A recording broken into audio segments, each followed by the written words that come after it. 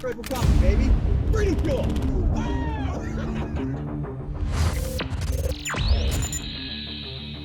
I've got Dallas Alexander here. He just got into town. Welcome to the show, man. Thank you. Thanks for having me. And you're on tour right now, right? That's right, yeah. We put on some miles. A lot on this run. Yeah. Yeah. And you are at the tail end of it, or are you just getting... We're about halfway. Okay. Yeah, this run of shows anyway. It's been a really busy year for touring, like all over the place. And this is kind of the last push of shows for the year. And then I'm going to chill out for a little while. Yeah. Very nice, man. Yeah, it's been good. How is the Midwest of America in the middle of the summer for you? I loved it.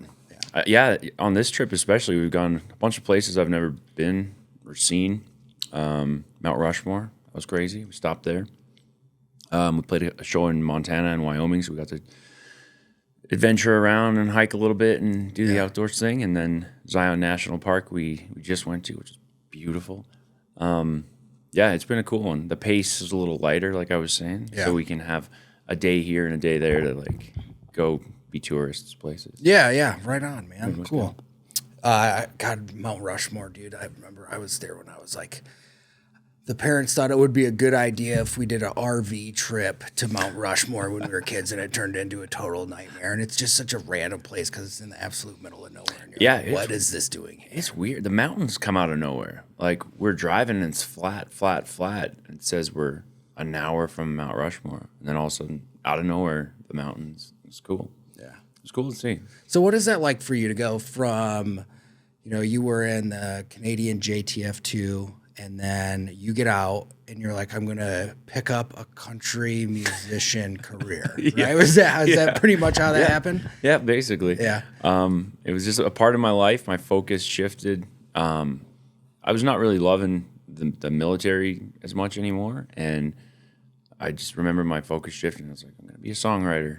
And then I'd like go figure out what that meant. Yeah. Because I had never written songs, and I had a guitar, but I never really played it. I didn't know more than a couple chords, but I've always loved music. So interesting. So you weren't like the guy playing the guitar while you were in. No. The tail end, I started playing quite a bit. Like, once I needed to learn songs to go book pubs and lounges and whatever. So like I started with just a million open mics when I could play, 3 songs, and then started talking to people who booked shows at, whatever your local pub is that has an acoustic guy playing in the corner. And they'd be like, you need to learn 3-hour sets. And I just tried to piece together as many songs as I could. And once I did that, I was booking those and playing quite often. I'd do like 4 or 5 nights a week while I was still in the unit. Oh, okay. And then it was just kind of set me up for, I knew that's what I wanted to do next, and it was sort of through that transition out. I mean, how did you know that's such a, you have to be so dedicated to make that show, like, I'm going to be a songwriter. Yeah. Like, where did that come from? It was kind of, I was chatting with someone the other day about this. There was like a few lines in my life where it was like, for me, it was always hockey growing up. Okay. And then I learned about this unit, JTF2, Special Operations. I had no idea. And once I learned about it, I was like so focused. I'm like, that's what I want to do. And once I'd done that for a while, and, music was kind of showing itself in a whole bunch of different ways. And I was like, yeah. And songwriting was helped me like get through something in my life too. And it was like just all these paths kind of collided, and my focus shifted. And I was like, that's what I want to do. Interesting. So what would you say was helping you get through in your life? Well, my brother passed away in 2019, and he was like big into music, and he had a studio in his basement, and he was always kind of pushing me to play music too, which was weird because I didn't play music. And I'm like, dude, I'm in the military. But once he passed away, I was starting to see live music more and kind of appreciate that people were doing it like obviously people do it as a job if you're a superstar or whatever. But I didn't really ever think that that people are making a living playing music without having to be selling out stadiums and, going places. I spent about a month in Key West doing a dive course while I was still in. It was such a vibrant music scene, and all these bands and awesome artists and people playing music everywhere. And it was that. And then when my brother passed away, so these things just started coming together, and I found songwriting really helped me through that, when he passed away. And I just been running with it. No shit. Yeah. So where are you at? Like, where would you say you're at in your career when it comes to that? Like, you've got a bunch of original stuff tracked and you're like off to the races. And is it coming pretty easy for you as far as the songwriting goes? Like, it's starting to get into a good rhythm? A good rhythm, yeah. It's definitely not easy. I envy a little bit the kids that grew up like just playing guitar every day, and because I've got a lot of making up to do with that. Yeah. So music, like learning music, the guitar and vocals and singing, just working on that stuff is slow. I look back and I'm like, wow, I made a lot of progress, but daily it like feels so slow. It's like a tiny half step at a time. And the business side of it is like, I find it super interesting. I've always been interested in business and like a little bit of a entrepreneurial mindset with stuff. And it's a cool one to learn because there's so much to it, and you have to build, you're a business. Yeah. You run just a business on wheels, Yeah. and you put out content and you put out music. But it's interesting. Yeah. Do you feel like a lot of your military career is making its way into your music in some way, shape, or form? A little bit. Like parts of my, I was in for just about 16 and a half years. So it's about 17 years. And so it was a big chunk of my life. So it makes its way in. I try not to just like only write military songs, 'cause there's a lot of other parts of my life or stories I want to tell or just vibes and things that I enjoy in music. So it's definitely made its way in some cases. I think a lot of the time it's crazy how similar like touring, being on the road as a band, and then like being in the unit, we were always traveling. Yeah. Like if we weren't deployed, we were training somewhere, and it was in and out of hotels and hauling gear and accounting for gear and planning the next leg and all the logistics. So it actually comes in very handy. Like it's almost as like a tour manager role. We kind of split it up in our band, but the logistics almost come second nature, where you're just like planning to go from here to here and drive times and routes and all that stuff. Yeah. So it's funny how there's a lot of overlap actually. Yeah. And you're just loving it right now. Oh yeah. That's good, man. It's so, you see people transition out of the military, and there's a million different ways you could go. And it seems like, not having a huge background in music and all of a sudden deciding to pick up and have that be your route, like, seems like a very difficult route to go down. But was that always kind of like something that was a part of your personality, like always trying to pursue the difficult or the things that you were super passionate about? And I don't even know. I don't think it was even on purpose at any point. It's just whatever I seem to be passionate about seems to be like something hard. Yeah.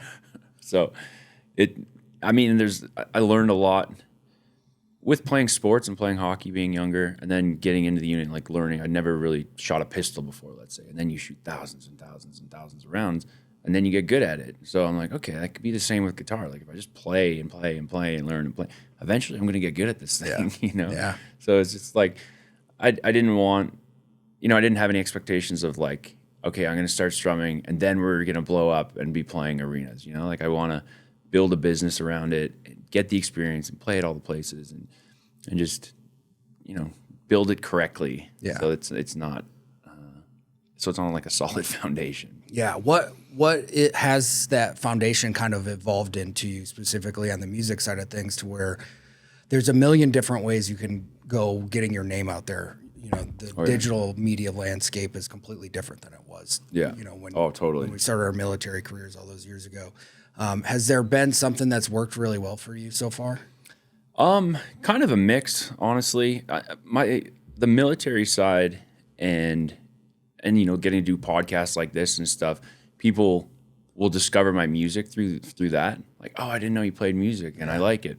Or people will be at a show or hear music on whatever, Spotify or something, and then discover like, oh, you're ex-military and there's like a different part. So it's cool that they kind of bring people in from both sides. So I try and like digitally, with posts and social media and all the stuff you have to do, kind of bring it to both people or bring them in from kind of both sides. But I've had to shift a little bit because content and content creation can be so annoying sometimes, where I'm just like, and it's like a necessary evil, I think. But I've started now just really trying to make stuff that I enjoy. Like it's an extension of this art. Let's say this creative process of making music. Just use it as an extension of that, and make stuff that you enjoy. Because for a while, it's like, okay, all the musicians are, they're posting this kind of thing, and you got to make this type of video, and this is trending, and blah blah blah. And I didn't like it. Yeah. And it's made it so much more enjoyable now. I'm like, no, if I want to make a funny video, I'll make a funny video. If I want to make a video on some opinion I have, I'll make it. And if I want to make a video that's, this scenery is beautiful and would go good with this song, that's what I'm going to do. Yeah. It's just made it more enjoyable. And what is that creative process for you? Like when you say you're going to sit down and write a song, is there a certain mindset that you put yourself in? Are you a cocktail napkin songwriter? Do you put yourself in a certain environment in order to get that out and let those creative juices flow? It's kind of crazy because it's like never, it's all of the things you just said. It's like nonstop. So driving miles and miles through, different terrain and stuff, like I'm always, my song notes app is just like million scrolls long because there's so many song ideas in there. And if I just get an idea for something, I'll put it in or I'll make a voice note. And then when I sit down with my guitar at some point, I'll go back and think about it. Or sometimes I just play and see what comes out. But yeah, it's like I'm always looking for a song idea somewhere. It almost makes it seem like you got to have a different perspective on life when you're always looking to pull a creative element out of it, right? Like everything becomes more valuable when you're taking your life experiencing and trying to thrust it into a song. Yeah, and I think it's like almost the way I would imagine a good photographer like looks at stuff and sees things like, oh, that could be a really cool picture. And then just ideas will come and like, oh, that could be a cool song idea. Yeah. And it happens so much just in regular conversation. Someone will say something. I'm like, 1 second. What was that line? Yeah. Like, let me take a break real quick and take some notes here. Yeah. Yeah, so it's kind of everything. Sometimes it's just out of nowhere. Like I've woken up at night and been like, oh my God, I have a song idea, and like we'll go write a song. Yeah. So I don't know where it comes from. Yeah. Doesn't it feel like sometime like they always say the muse, right? Like, do you feel like that is a part of the creative element to it, to where like it's almost like something speaking through you at some point? Yeah, totally. I don't think that it comes from somewhere. It's crazy. I don't know. I look at artists like you are that lens that whatever's going to shine through, or you're like the filter from wherever it comes from. So if you get really good, if you can hone your craft, where like you're the best singer you can be, you're the best, let's say, guitar player, piano player, whatever it is that you can be, then you're just honing like what's going to come through you and be different than the other artist beside you and the other artist beside you. That's why like I don't love when it's like one type of artist will kick off and then there's like a million copycat artists. Yeah. Because I think all of the copycat artists, if they just hone their skill and like had that filter through them, could make something unique and like amazing. Yeah. Yeah, I love the creative. I'm not a musical guy at all, so I have a massive appreciation for it, and I really enjoy listening to Rick Rubin talk about how he pulls the creative process out of certain people, right? And there's so many good examples of like how he's done this in unique ways, and he's worked with some of the best artists in the world. And I saw something where he was talking about it, and he was recollecting this incident that he had with I'm gonna mess up his last name, but Serge, from System of a Down, right? And he was at like this weird point in the song, and he couldn't come up with the one of the hooks for the song. And Rick Rubin was like, just pull a random book off the shelf and like open it up and just whatever the first thing that comes to you. And it was the part of God, I can't remember the song off the top of my head, but it became like the symbolic like part of the song that everybody came to remember, and it was super cool. And so I love like hearing little tidbits about that, because I'm like my background is writing, I think, more than anything else, and it's such a solo endeavor, Yeah. And you feel like you're doing it wrong all the time, and it doesn't like make sense, and you're constantly second guessing yourself. And it's like songwriting. Yeah, and then all of a sudden like one little thing clicks, and it never comes from where you would expect it to, and then it just makes the whole thing. I love his opinion, Rick Rubin, on everything creative. Like his book, Creative Act, I think it's called. Yeah. every page, every paragraph, every line is like something you could tattoo on your body. Yeah. I'm like, how did you come up with this? But I always go back to it because it's so reassuring, like having his perspective and being such a, influence to creatives at like the highest level. And, his message is like, just do you. You know what I mean? Like, if you don't like it, don't put that in your song just because it's a popular, whatever hook or musical direction. Like, you have to love it as the artist, and then the right people that will connect with it are going to find it. Yeah. Which is cool. And what is the process of, you said you're in Nashville now, right? Yeah. So you went to the Mecca of your profession, right? Yeah. Like, what has that experience been like for you? It's been amazing. It's crazy because it's like the most talented people from everywhere are just everywhere. Like every bar you go into, there's like the best singer you've ever heard and the best guitar player shredding on every street corner. It's crazy. It makes you, like, for me, it's inspiring. Makes you second guess yourself all the time. Should I quit music? But it's just it's great for the business side of things, where the whole music business for a country is like there essentially. And then it's good for the creative side. So you can go do co-writes with people. You play some writers rounds where you maybe just wrote a song, you want to go test it out, or you can just always find music. And I also find it inspiring, like looking back, like, all of my favorite country artists, how they've like, been on this same street writing songs in Music Row and been at this place, and just kind of tracing those stories throughout Nashville.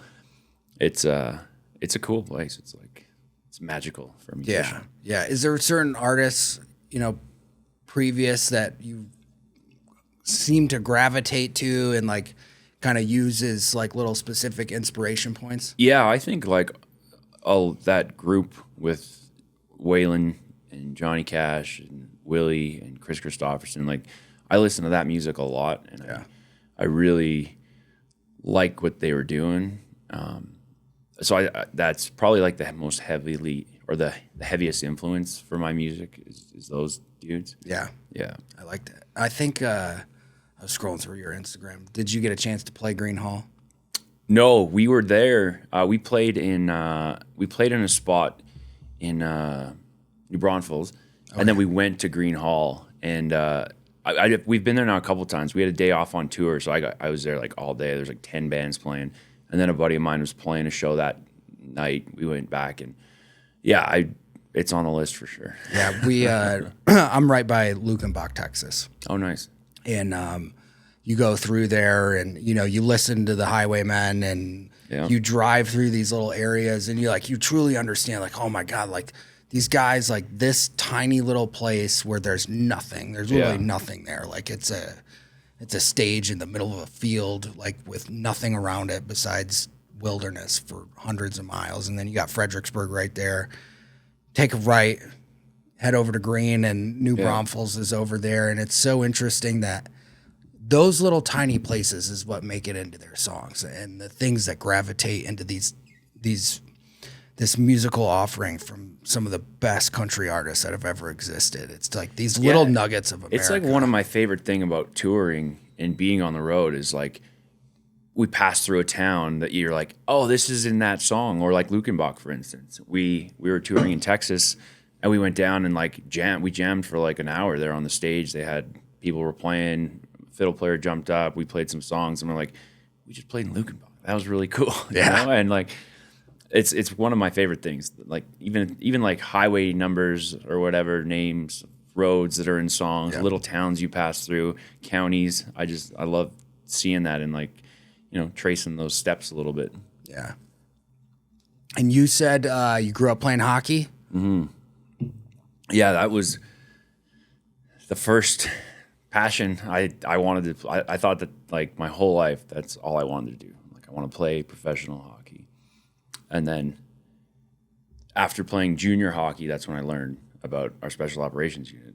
And then I was like, oh, I like shifted my focus. A Yeah. little bit. Yeah. So you made it to like, were you playing travel leagues or high school or? No. So after high school, like that's in Canada, that's just like the minor hockey program up to basically the end of grade 12. And then there's junior hockey. So I played I want to say like 3 years of junior hockey. You can play till you're 22, I think. And my last year, that's when I was working in the oil field. And I was kind of deciding if I was going to go, like I wasn't going to make it to the NHL to play, but I probably could have played some semi-pro hockey, East Coast League or in Europe or something if I wanted to, play hockey for a living. And I was just kind of deciding if that's what I wanted to do. And then that's when I learned about our unit. And I was like, oh, I actually think I want to go do that instead. Yeah. Do you remember how you learned about it? Yeah, the guy I was working in the oil field with, I was just like a swamper on a flush-by truck, so I was just a helper basically. And he had done a stint as like a comms guy in some unit, and so he didn't know much about like our unit JTF2, but he knew that we had this special operations unit, and he's like, oh yeah, one of the guys who's on this other crew used to be in the airborne. I think he was there, but it's all secret. We don't know. Yeah. I was just so intrigued by it. So every day I'm like asking him more, like, what else do you know? And he didn't really know much. So, I started doing all my own dial-up internet research at the time. And there wasn't much on it other than there's kind of a shitty little recruiting video they had out and a couple of things and a couple of newspaper articles from random stuff. And it was enough that I was like, that looks really cool. I think I want to do that next. And what was the path to get there for you? Well, you have to do 2 years in the Reg Force military first. So I joined the Army infantry, went to a light infantry battalion. And once I did my 2 years, you're allowed to put in your paperwork, say I want to go to selection, and they run a selection process. And so it's like you have to do all the physical tests and psychological stuff. And then if all of that's good, you go to a selection. And if you pass the selection, then there's the time changed a little bit. It's like 10 months to a year assaulter course. So that's learning all the shooting, and jumping, and all the green phase stuff, and driving and medical training, and just all the stuff you learn. And then after that, if you're successful, you're in. Yeah. So it's like, I want to say I got to battalion in 2006. So I did my selection in 2008. And then by the end of that year, 2009, I was like in a squadron. Okay. And what does that breakdown look like as far as specialities within the unit? So I ended up being in snipers for most of my career, but I had done like the Army sniper course in that 2 years that I was in the infantry, which was kind of lucky. I got a bunch of courses that it's not normal to get them that fast, but because we had a bunch of guys that were leaving the platoon I came to. So I already had that. So that's the specialty I ended up going into. But I got to do a bunch. Like we have like mountaineering. So I got to instruct, and I love the mountains. This was always perfect.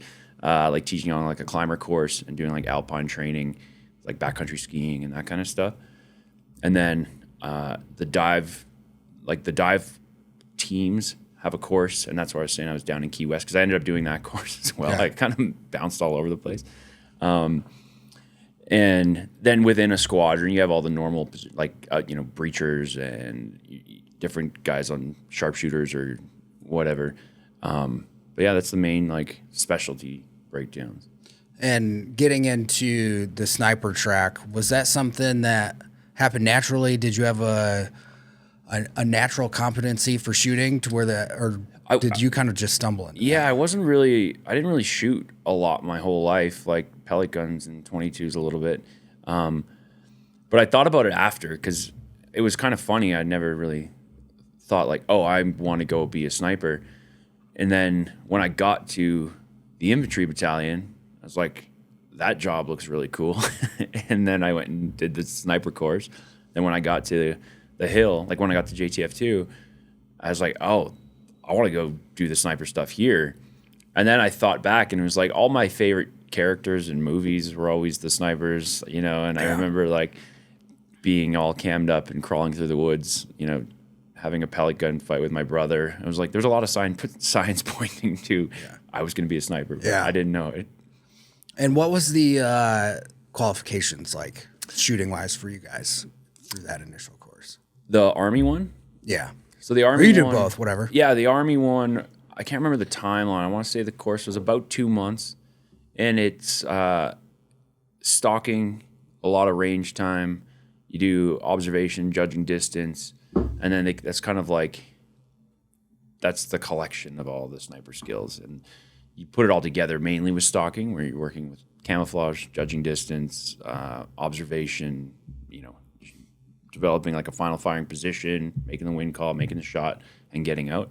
And that's what like stalking kind of tests everything. And it was very similar once I got to the unit.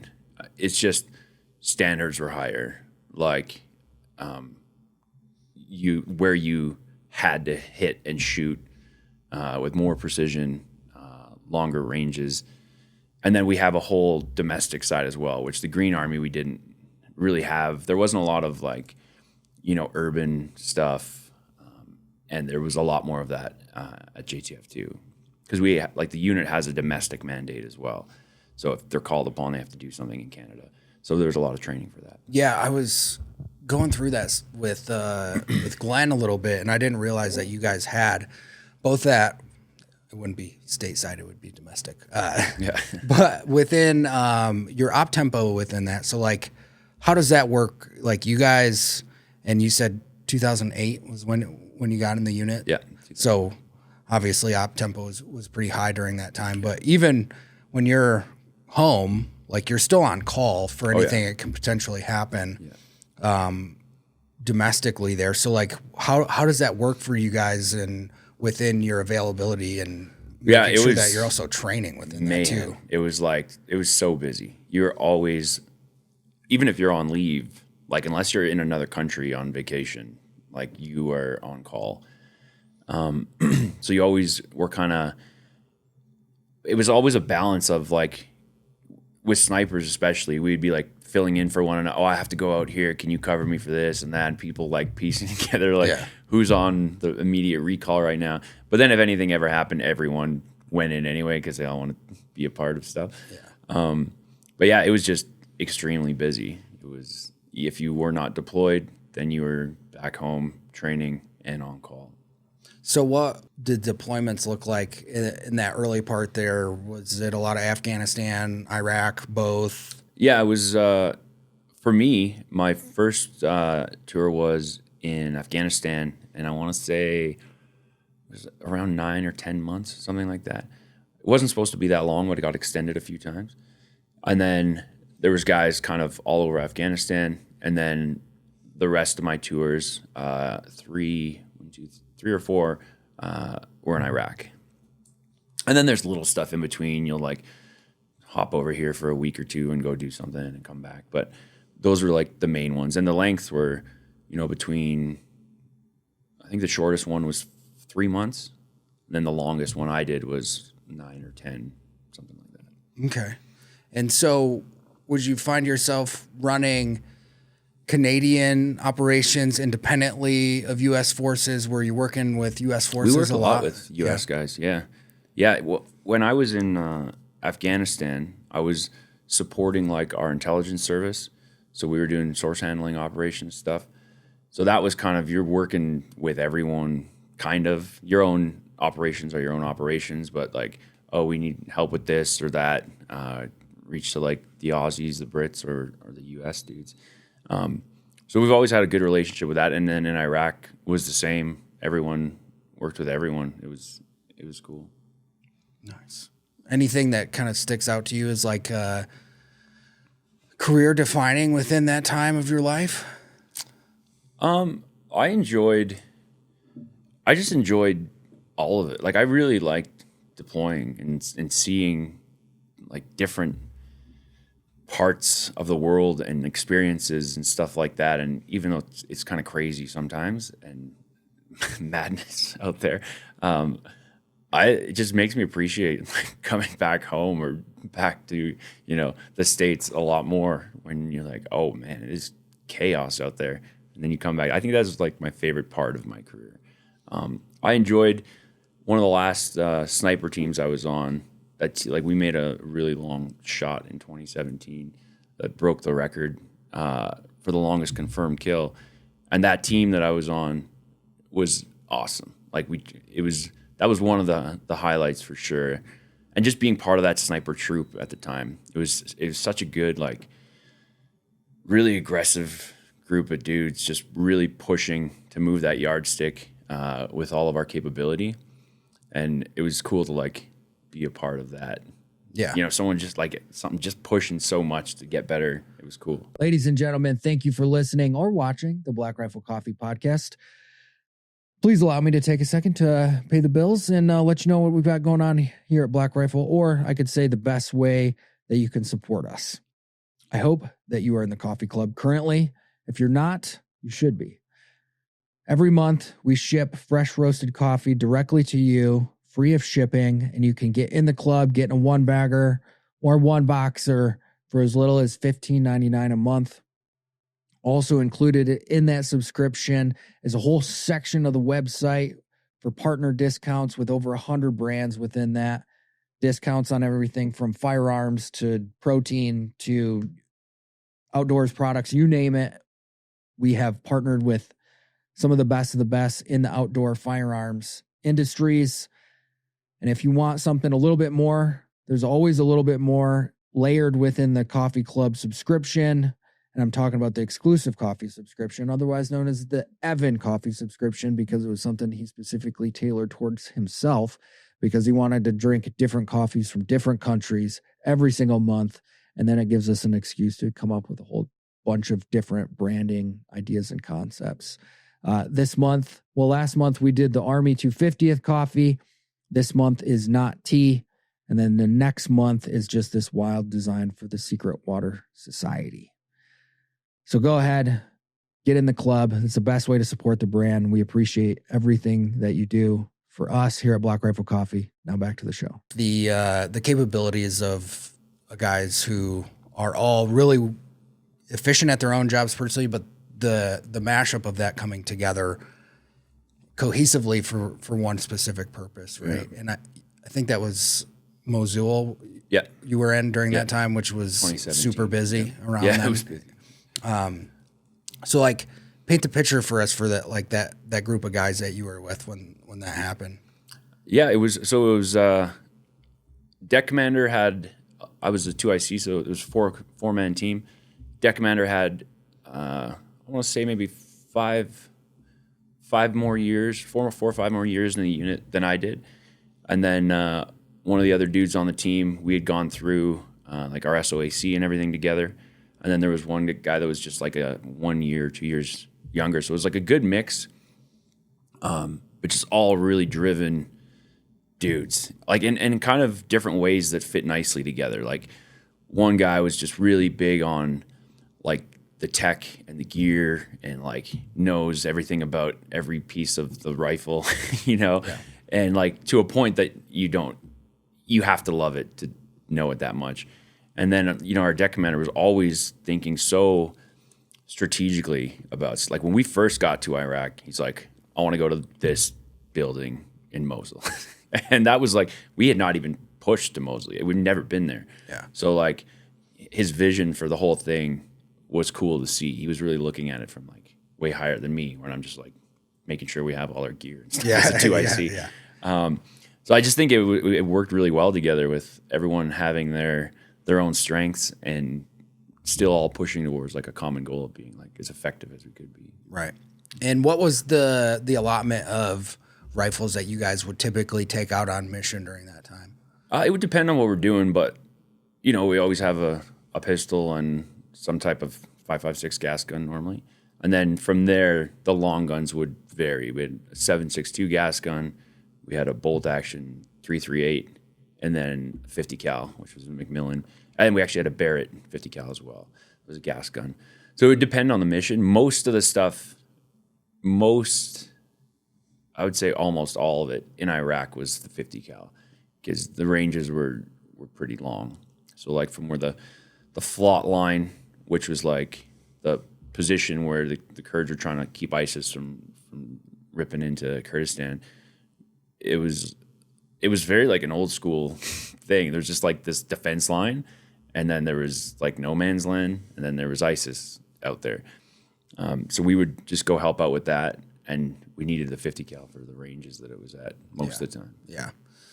And I think you guys recorded that longest shot, right? Yeah, it's actually on my music video. Oh, is it? Yeah, Adios Amigo. It's the greatest music video ever. Then.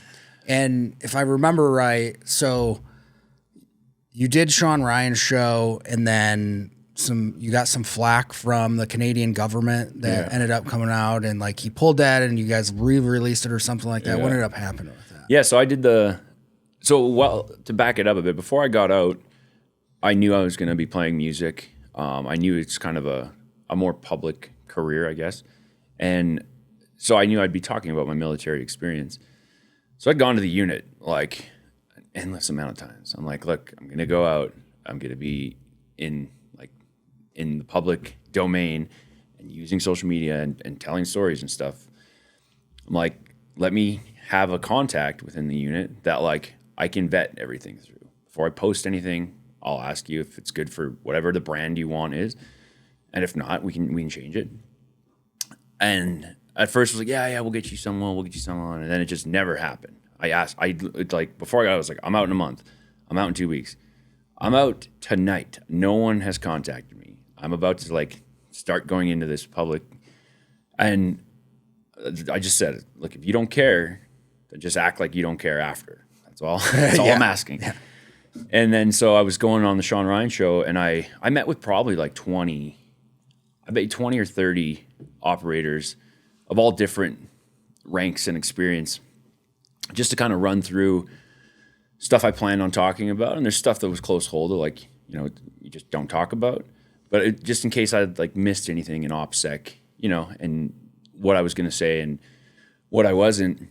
And then the one warning I got was from an officer that's quite high up. And he's like, if you talk about your experience in the unit with all the COVID stuff, he's like, there will be government backlash. And I'm like, that's the only thing. That's the thing you're worried about. And I'm like, okay, well, I'm still going to talk about it. And that was, in my opinion, that's what it was. They did a big like operational security breach. They sent a cease and desist letter to Shawn Ryan.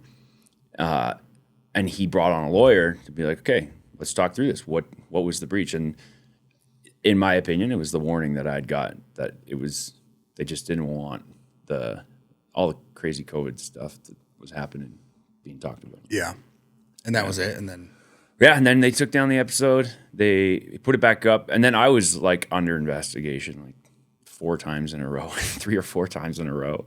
And I just kept getting word from like different guys in the unit, like, oh, they're doing another one, and they're trying to. All from that one episode, or from? Well, it was. Stuff? They were just trying to find something to get me in trouble for. Yeah. Because I remember talking to Glenn about some of the policy stuff that was coming down, and he was explaining a lot of discontent within, what was going on, and I remember what did he call? Because like the Canadian military like got rid of grooming standards completely. Oh, yeah. And there was no haircut, facial hair, whatever. Like, I think he called them meatballs. And he was like, he had like a folder on his phone, and it was just like all these photos that his buddies had taken of like meatballs in the chow hall. And like one dude had like a pink mohawk. Yeah. In like a giant like dyed beard, and that was just like the standard, totally allowable to be in the Canadian military. Yeah, it's crazy. It was like part of the motivation to go to special operations. I'm like, oh, we can grow our hair, have a beard. Okay, cool. And now everyone gets to do it. Yeah. And so was that part of you getting out, or was it just time for you to move on during that time? I mean, I was starting to not enjoy it as much. There was policy stuff that I didn't like. It was just kind of changing, or I was changing, or something was changing, and I didn't love it. It didn't feel like we were like an aggressive group, like looking to go do special operations stuff. It was like, it just started getting not for me. Yeah. So that was the COVID stuff was just the tail end of it. And it was just me, quite frankly, being stubborn. You know, there's a bunch of masking rules and stuff. And I'm like, I'm not playing this game. Like, Yeah. We were just doing jiu-jitsu this morning. So I don't need to have it on if I'm sitting at a table with you. And so I just started getting in like administrative trouble until I just got kicked out. And it's like, okay, well, it's good for both of us. Yeah. Yeah. Right. And that longest shot, was that something like, had you guys been taking pretty far distance shots before that? And were you guys in that hindsight for a while leading up to that, or what? Yeah, well, it was on and off. So we were in the Nineveh Hotel, which is right on the river in Mosul. And it's like, at one point, it looked like it was beautiful, but it was not when we were there. I had been fought over and bombed a million times. Yeah. But we were in and out probably, I think we ended up being there 54 days or something. But it would be like, we'd go in for a week and then come out and go do other stuff in the country, then come back in and go for 2 weeks in the OP. And it was always waiting. We were waiting for the Iraqis to kind of push. So in front of us, it was perpendicular, really. Like they were pushing from the north to try and push ISIS out of like the last, like old Mosul. So when we would get word through like Iraqi general to whoever, oh, they're going to push, and we'd rip back to town and like be there, wait. Okay, let's go back and do some other stuff. So it was just kind of bouncing around. But total, I think we were there 54 days. So we really learned the ground. You were in that area, like in general, or like in that spot? In that spot. In that hotel. No shit, dude, that's forever. Yeah, it's a long time. That's so long, dude. Yeah. Dipped a lot of Copenhagen. So if I'm trying to paint the picture in my head here is, you know, you start looking at the landscape like that. Did you take a lot of long distance shots? Yeah. Like before the longest one there, and you were starting to like get a good dope card and starting to figure that stuff out? Even before we went overseas, we went down to Texas to do like a workup training with Accuracy First. And we were starting to shoot really far. And this company brought in, it was like this prototype of a prism, you call it. And it just basically allows you to elevate your gun a lot more, and it reflects the image so you could still see what you're aiming at. Because before this like piece of equipment, if you point your gun up in the air, you can only gyroscope so much. You're looking at clouds, right? And you have to point it quite aggressively for the round to go as far as it can. Like that's the simplest way to describe it. But if you're looking through your scope, now you see clouds or like at the top of a building or something. This just reflected the image, so even as you're pointing it up, you could still see your target. And it seems like a simple thing, but it was an absolute game changer. Like, brought it to the range in Texas. We started using it.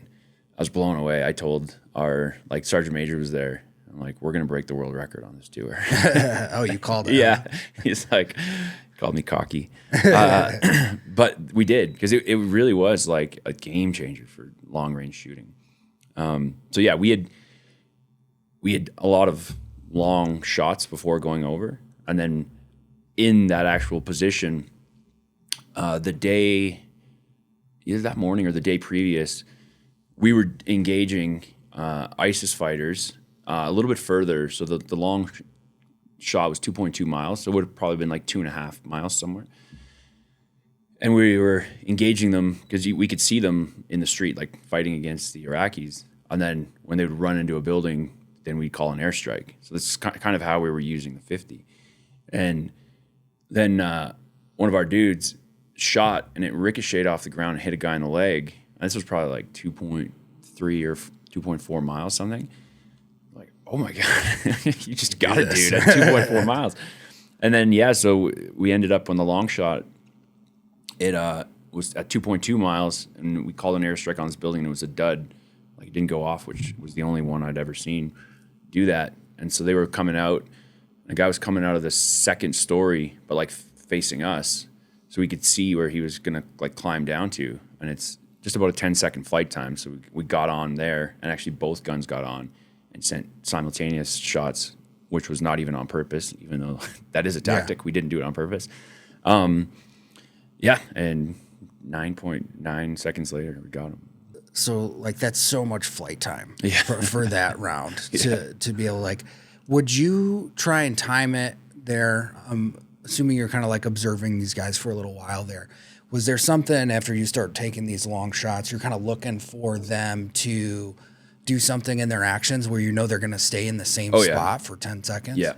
And it was advantageous to us that they were taking fire from like the Iraqis. So when they're hiding behind cover, for instance, we're looking at it like this. We're watching the fight in front of us perpendicular. So we kind of have a really good vantage point that if like they're on the side of an alley, they're staying there for a minute. So we had some time, and it would be like those points where we would use to engage. Because you can imagine if they're like running down the street, shoot 10, you can have a big lead quite a big. for 10 seconds. Yeah. So yeah, we definitely did that. And that was something you kind of honed over. Oh yeah. Both while you were there. And so like how far shots were you taking before you left when you were doing your work up there? Like how far distance wise did you push it before then? I would say we were at like 2 miles. Like we didn't, I don't think we shot anything as far as we were shooting in Mosul. But I'd say like 2 miles, we were probably pushing out the steel gongs they had down in Texas. And it was just like, I'd say it's because of that prism, because we shot a lot before and I've never shot that far until we got that thing. And it really was a game changer. Yeah. And if I remember right, you guys were shooting from the standing off tripods, right? They were on like big tables. Oh, okay. Yeah. So we had, for the first like 40 some odd days, we had a hole in the wall in the back of a room, and we were observing like through the room, through the balcony stuff, all the observation in the daytime. And then once the fight kicked off in the streets, we moved forward of that. Like we were still back in the room a bit, but onto like big tables that we had found inside the hotel. Oh, so it was pretty sturdy. Yeah. Dude, I'm trying to think like a bunch of guys in in one room. Well, it was big. Apparently, it was like Saddam's suite or something. It was at the top. It was penthouse. It was. So did you have like working toilets? It was big. In this? No. Yeah. And there was, I think it was Iraqi police were on like the 4th level. So it was a position like ISIS knew there was people in that building because the Iraqis have been down there forever, and they just like randomly shoot 50 cals into the sky. Yeah. So there was like, they're used to people being in there and stuff coming from it. So I think that was to our favor. But no, they would just like the whole lobby. So it was like hollow inside the hotel. You know those hotels where you can like look inside? Yeah. And it was just garbage and trash and filth and shit all over the floor in the lower level, which on like when the wind would blow just right was horrible smelling on the top floor. Yeah, no running water. No room service either. There's I feel like now it's kind of iconic, but it was actually my buddy. You've probably seen the photo of him. Like he's sitting on an ammo can, like taking a shit while he's got the 50 cal Sasser like sticking out the window. I don't think I've seen it. No, Oh I'll show it to you. Yeah. But yeah, that just the mindset you got to be in. I never stayed in the hide for that long. It's kind of crazy to think about. Well, it wasn't like a lot of it, because we had like enemy to the front, let's say, an observation from the front, but we could go back. Like we had a covered approach, and we'd go back into like another hotel room on the back side when we're like going through shifts, and like I'd be like suntanning, like doing workouts and stuff in another room, taking a nap, reading a book, and then it would be my shift, and I'd go forward. So it was kind of like, it's a little bit austere, but it was still indoors, and it was like, you know, it was chilling. Yeah. So what was the final distance on that? 2.2 miles. Okay. And that was what is that? What's that in meters? Because 3,540 meters. Okay. Because I was looking. There's 2 shots in Ukraine. Yeah, I saw that have beaten it since. Did you get any of the backstory on it? I looked at it because I kept getting asked about it online, and I'm like, I don't know. Yeah. So I looked at it, and there's some weird stuff to it that I'm like, I don't know if I believe it, but I also don't really care. So Yeah. you know, records are meant to be broken. Yeah, right. Yeah, it's interesting. It's the capabilities for long distance shooting. Now we're like getting into the parts where we're just like shoulder fired artillery at this point, right? Yeah, and those guns are huge that they're using, and they're capable of going that far. For me, it was like looking at the optics, and without any type of prism or reflector, like what are you aiming at then? Yeah. And all the videos I found didn't really show anything. So I was looking the furthest one now. This is just like a little while ago, right? Yeah, it was in Ukraine, and AI enhanced was part of what it was saying. And I was looking at the round. It's a antimatter tank round. Yeah. That they were using for this, but I was trying to like figure out exactly what they were trying to say within like the AI enhanced capability that they were using to do this, and it wasn't super clear as to exactly how that was helping them accomplish that and how the shot actually broke through. I'm so out of the game now. Yeah. We're into country space now. We don't care anymore, right? That's right. Yeah, totally. And so how much time did you have left after that Mosul deployment? Let me see. I got out. That was 2017. I think I did another tour the next year. And I got out in 2021, something like that. Around there. Yeah. 20. I think this will be 4 years. Yeah. So I spent a handful more years, and I actually ended up going to like out of snipers into like a surveillance troop, and did a little bit different job for the last few, and then it's time to go. Yeah. Did you spend any time instructing the long range stuff? Yeah, not like I didn't. We have like a training cell. I didn't go to training, but I taught on a lot of different courses. So like got to teach on the climber course and some alpine stuff, a bunch of sniper courses. I end up teaching quite a bit. And there's a lot of times, like, if there's a course running and they're short of instructors, you can go in and help out for whatever, 1 week of that course because they need more people or whatever. Yeah. But you're kind of just filling roles all over the place. Yeah. I'm super intrigued on the domestic side of things when you guys would come back and have that added to your capabilities of what you're supposed to be doing. So would that be like the equivalent of SWAT here in the States? Yeah. It's almost all hostage rescue, yeah. Hostage rescue stuff. And so when you do that, are you like specifically for a certain region of Canada, or how does that breakout work? It's the whole country. The whole country? Yeah. So you could be like on the East Coast and you're getting calls for Vancouver potentially or something like that? Totally. No shit. Yeah. And how often would you be activated for that side? It only happened a few times throughout my career. But I've never done a domestic mission of any kind. Like we'd get spooled up for something and then it would kind of fizzle out or be solved by police or RCMP. Like we're very much like last resort. Yeah. Hand it over to those guys kind of thing. Okay. So I've never done, other than just being on call for like when the Olympics were in Vancouver, I've never done anything really domestically. Yeah. Gotcha. Interesting. Yeah, it's a super unique way to organize that.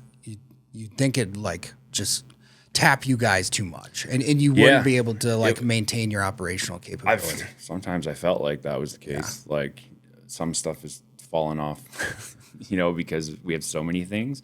You do a pretty good job of like, even if you're doing HR stuff, it's like it can apply both. You're still training guns, you're still training CQB. It's a little bit different if you're overseas, but it was just really high pace. There wasn't really a way around it because we had so many things to cover off. Yeah, interesting. And so now, like, when you're picking up, and like, how much of this do you feel like is still a part of you? Like, as you're working through and you're like completely on this different track of your life now, and making your way through this specific course. Like, what is like?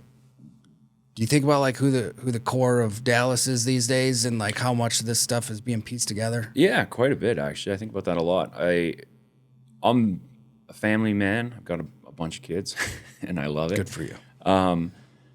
But there's a bunch of stuff. You do something for that long that like stick with you, and I don't think I would trade any of them away. It's like I see the world differently. I think I observe a little bit differently. I'm not super trusting people I don't know. So there's like all of these experiences for sure shaped me into who I am right now, definitely. And there's a bunch of stuff too that like I kind of let go of. Like I was a lot more, and I'm a pretty calm guy normally, but like there were times in my career where I was jacked, like I was aggressive and like, and you have to be, but you have to also turn it off. You know, like if you're going into a compound in the middle of the desert in the middle of the night and you know there's bombs and guns and people that don't like you got to turn on some aggression and be ferocious and then turn it off when you're at your dinner table, you know? So I think a lot of that stuff now, it's a lot more chilling in country music than it is like constantly deploying, coming back and going, coming back. Yeah. And what's that juxtaposition of fatherhood what effect has that had on you? Oh, it's the best thing in the whole world. Like it truly is just my favorite thing. I think it slows down time, brings me back to a present moment so much when I'm just like playing with my kids, or you know, I have teenage boys and we're just like out golfing or something. It's just like you can let go of everything else in the world because it's just the most beautiful thing there is. Yeah. That's awesome, man. Good for you.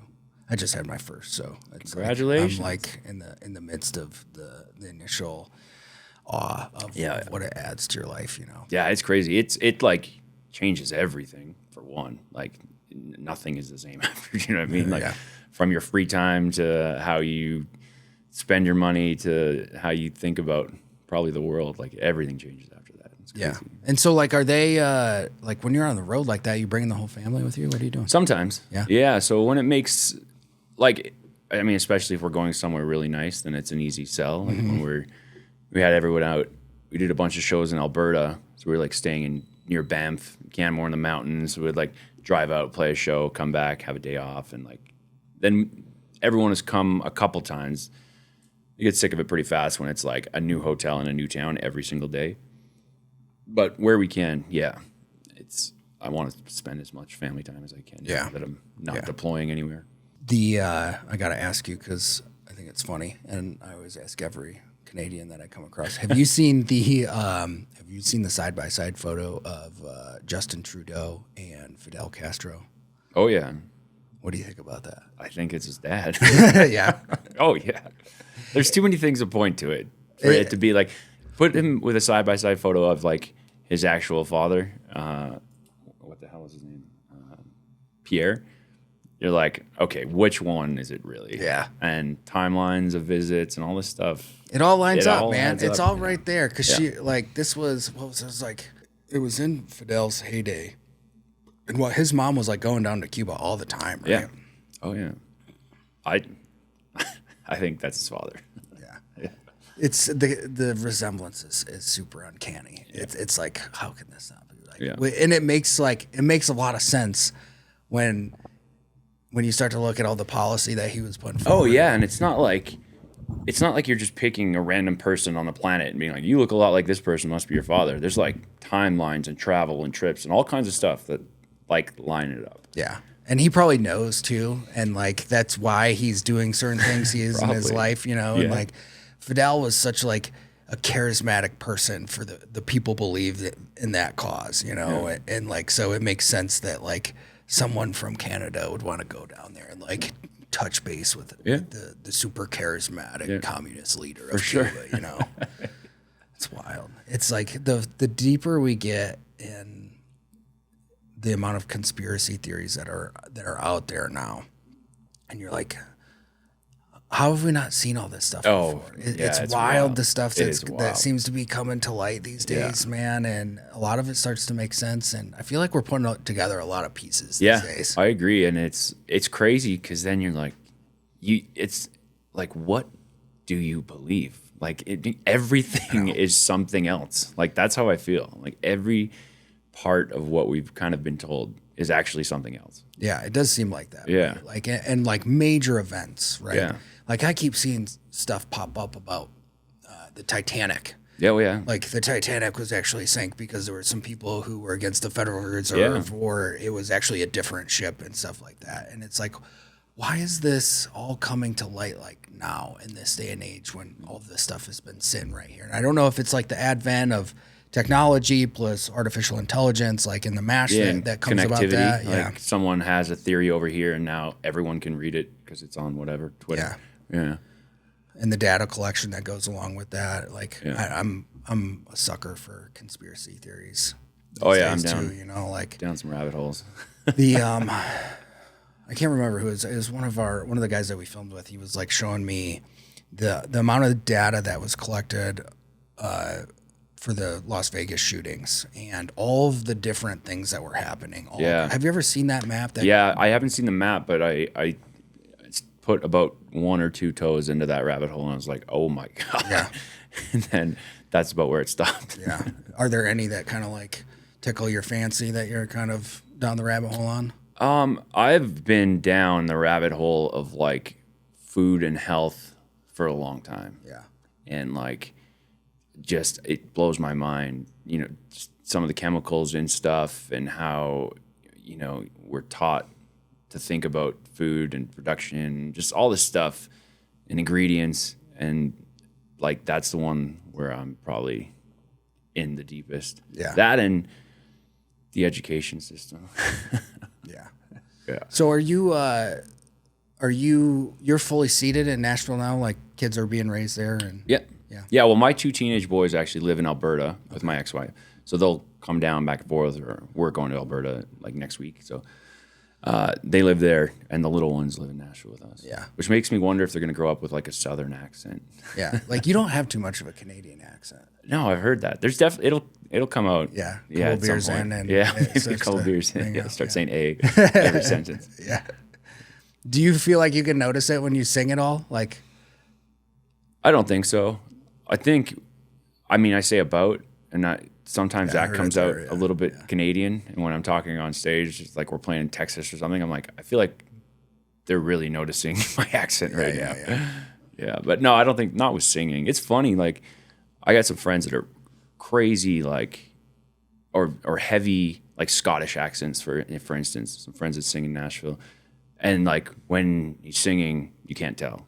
Yeah. Or like an Aussie buddy too. And then he's singing and I'm like, oh, you can't tell. And then he like has his Aussie accent. Yeah. It's weird. Yeah. Do you have conversations with your boys who are still in Canada and they kind of tell you what's going on up there? And oh yeah. Well, I'm still up there a lot. Like we just did a kind of east to west and back east tour of Canada that was like 8 weeks long. And so I saw them a bunch of times in there. And so like Alberta's where I'm from. So I'll always kind of have my finger on the pulse. Yeah. But it definitely, there's some craziness happening in Canada that makes me thankful that I can go like chill out in Tennessee. Yeah. What is kind of the current climate up there?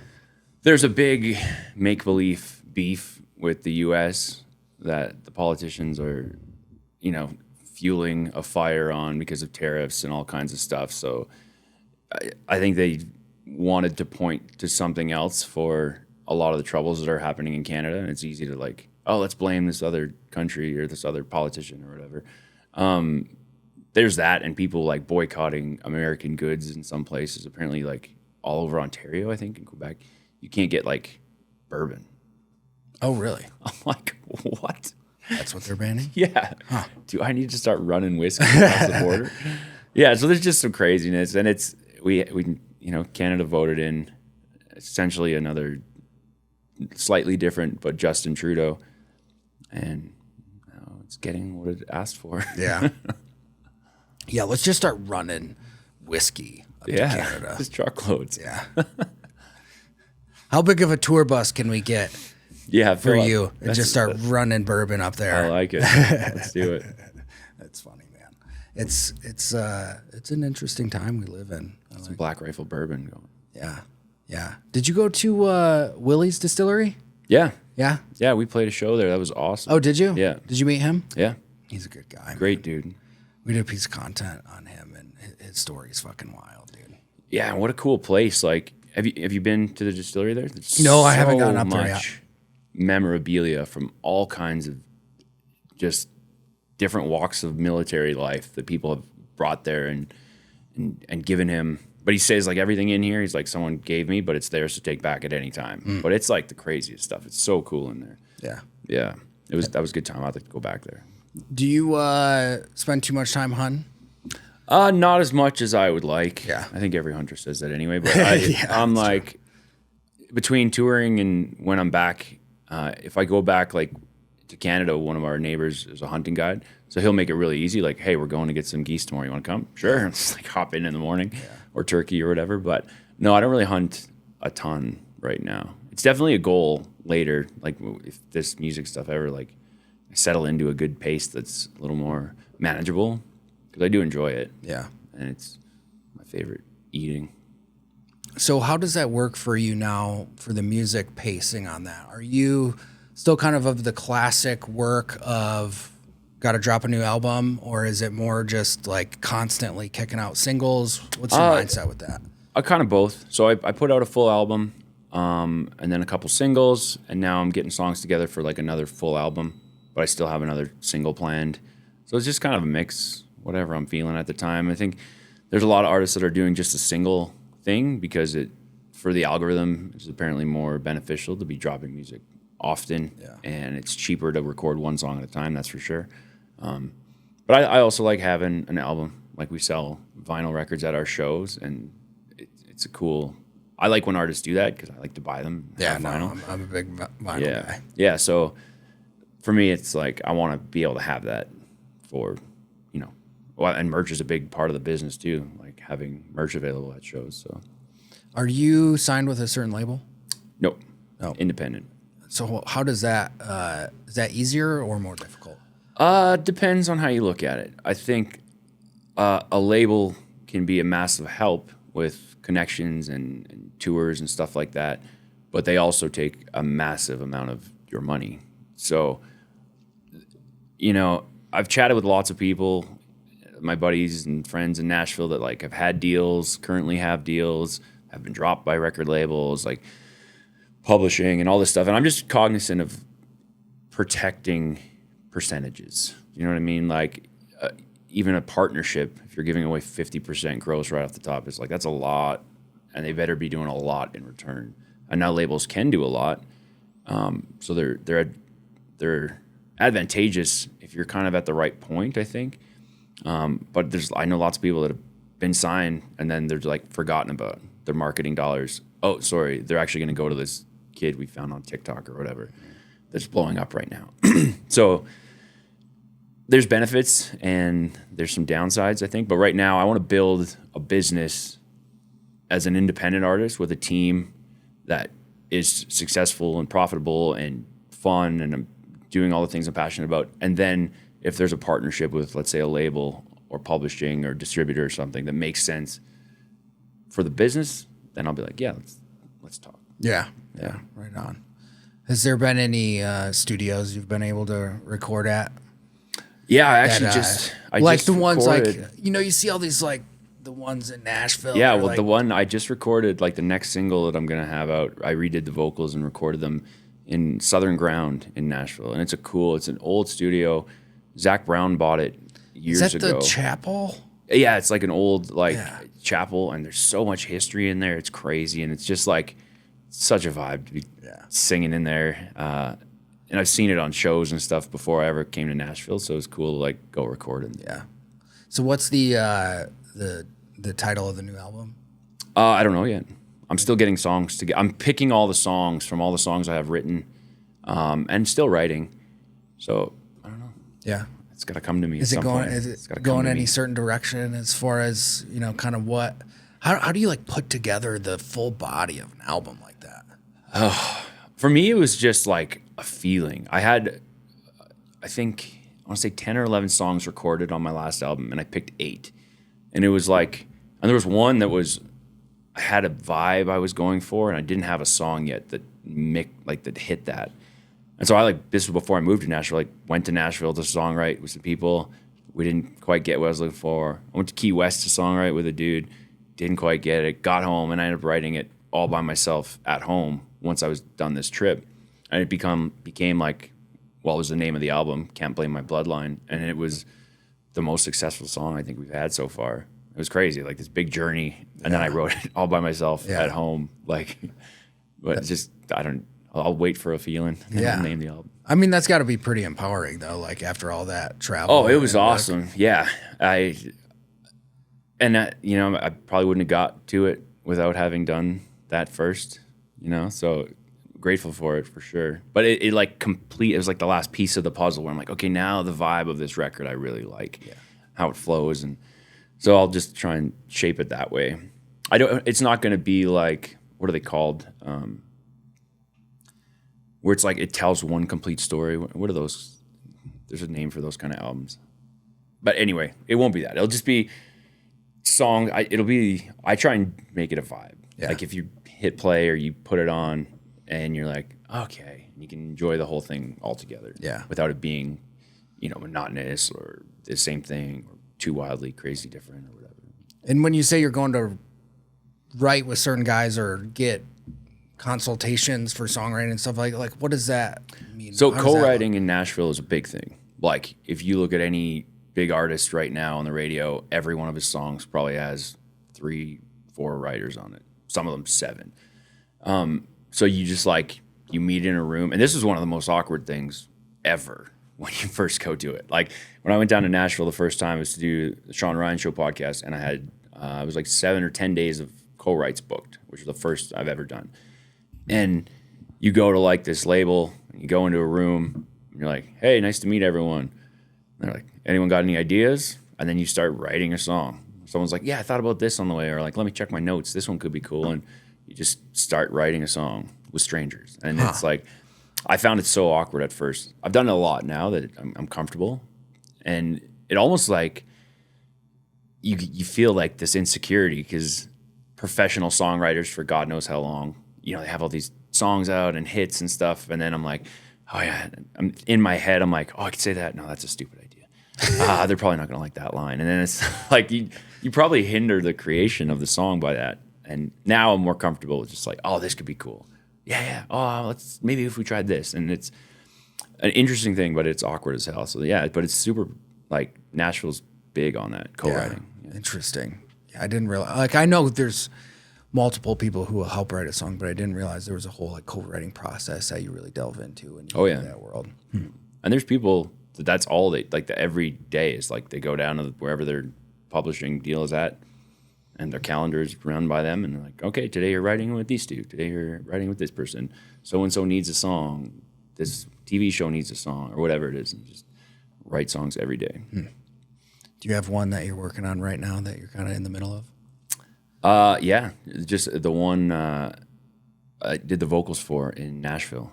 So it's getting mixed right now. I'm waiting to hear the first mix and go from that. It's going to be crazy. It's unique. I've never put out a song like this. It's just piano and vocals. So it's very different than all the other music I have. But I'm excited to hear it. Yeah. Where would you kind of classify yourself genre-wise?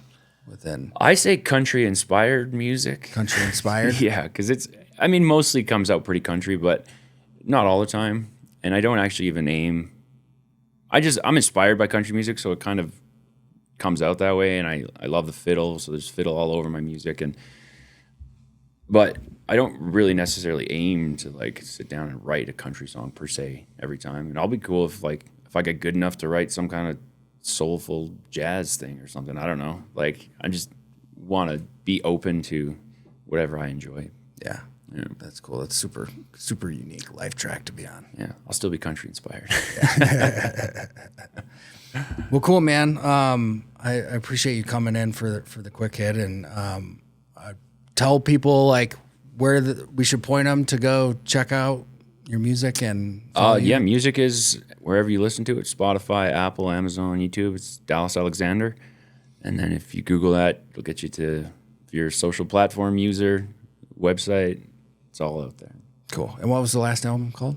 The last album, Can't Blame My Bloodline. Can't Blame My Bloodline. Yeah, cool. I like that. Well, thanks, man. Thanks for coming on the show. Hell yeah, I'm glad it worked out on this tour. Yeah. Black Rifle Coffee, baby. Pretty cool.